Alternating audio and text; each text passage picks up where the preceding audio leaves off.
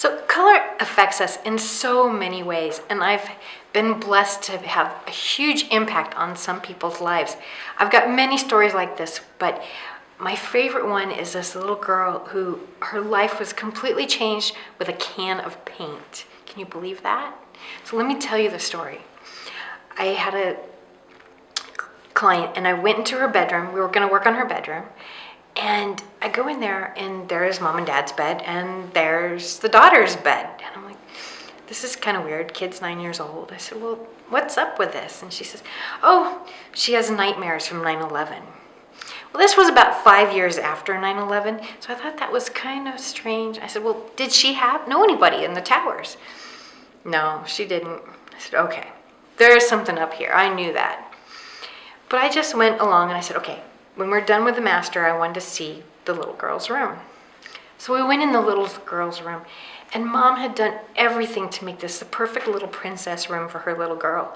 Had carousel and these big pink and purple stripes on the wall, and it was a beautiful children's room. But as she kept talking about her little girl, she mentions her little girl was dyslexic. Now here's the thing with dyslexia.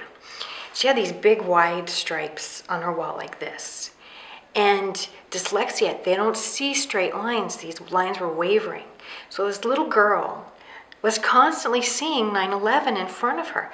It's no wonder it didn't end, because these lines were shaking and she constantly saw these buildings about to fall. And of course she was scared. So I explained to mom, I said, look, these stripes, as wonderful a job as you did, they're hurting her. And what we need to do is paint the room. And what I suggest is we paint a yellow, because yellow actually helps the learning process. So if you've got a big test or you've got something you're trying to learn, wear yellow, or better yet, use a yellow pad to take notes, and you're gonna see a difference in how much the information gets absorbed. Well, when I told mom this, she said, yeah, we can't get her out of the living room, and there's a lot of yellow in there. See, the kid knew what she needed, but she didn't know how to say it. So I selected a color for her room, and her nightmares disappeared. And you think about it, how long before they would have put her on medication? This little girl who had nothing wrong with her except the dyslexia. And I don't think, a doctor wouldn't have ever said, do you have stripes in this little girl's room?